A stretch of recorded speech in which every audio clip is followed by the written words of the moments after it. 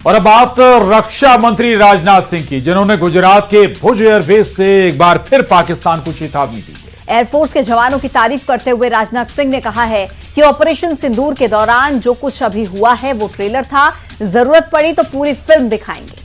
इस दौरान राजनाथ सिंह ने भारतीय वायुसेना के पराक्रम की जमकर सराहना की। साथ ही राजनाथ सिंह ने उन 23 मिनटों का भी जिक्र किया जब पाकिस्तान में तबाही की पटकथा लिखी गई।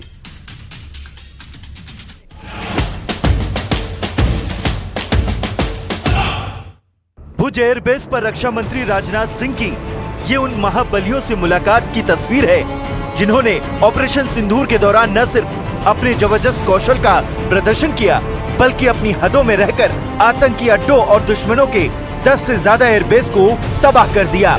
यही वजह है कि रक्षा मंत्री राजनाथ सिंह उनके बीच पहुंचे और एक बार फिर पाकिस्तान को सीधी चेतावनी दे दी। साथियों, एक और बात मैं यहाँ साफ कहना चाहूंगा कि ऑपरेशन सिंदूर अभी खत्म नहीं हुआ है। जो कुछ भी हुआ वह सिर्फ एक ट्रेलर मात्र था।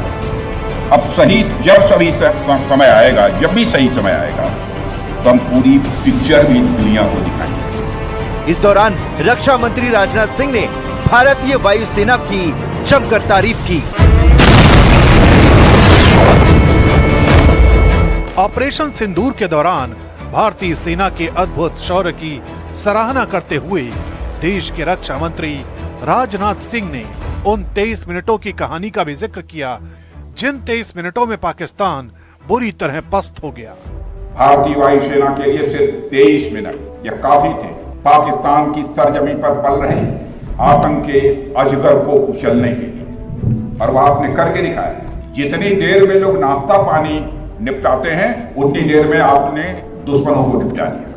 इतना ही नहीं, उन्होंने ये भी कहा कि पाकिस्तान को प्रोबेशन पर रखा गया है। हमने पाकिस्तान को अभी प्रोबेशन पर रखा हुआ है। यदि उसका बिहेवियर सुधरता है तब तो ठीक, और यदि बिहेवियर में फिर से गड़बड़ी आती है तो उसको कड़े से कड़ा दंड दिया जाएगा। यानी मैसेज साफ, सुधरे तो ठीक, वरना और भयानक अंजाम भुगतने के लिए तैयार हो। तो एक तरफ ये चाय वाली तस्वीर है तो दूसरी तरफ बाबा बागेश्वर ने पाकिस्तान को चेतावनी देते हुए भी कुछ कहा है। बाबा बागेश्वर ने कहा कि भारत अब वो पुराना भारत नहीं है, चांटा मारने वालों का राम नाम सत्य करने वाला भारत है। भारतीय सेना के पंडित धीरेन्द्र कृष्ण शास्त्री ने तारीफ की है, कहा है कि भारत की सेना शक्ति संपन्न के साथ साथ शस्त्र और शास्त्र से भी संपन्न है। देखिए, वर्तमान में भारतीय सेना संपूर्ण रूप से संपन्न है, शस्त्र युक्त है, शास्त्र युक्त है, राष्ट्रभक्ति युक्त है। अब देशद्रोही, देश को खत्म करने वाले, देश में धर्म पूछ करके मारने वाले लोगों को हमारी भारतीय आर्मी निश्चित रूप से मुंह तोड़ जवाब दे रही है और देती रहेगी। अब छोड़ा नहीं जाएगा। अब वह भारत वो पुराना भारत नहीं है कि तुम घर में आकर के धमाके करो। अब ये भारत है कि अगर तुम चांटा मारोगे तो तुमको जो है डबल चांटे नहीं, सीधा राम नाम सत्य की व्यवस्था करके ऊपर भेजा जाएगा। यशस्वी प्रधानमंत्री जी को हम धन्यवाद देना चाहेंगे।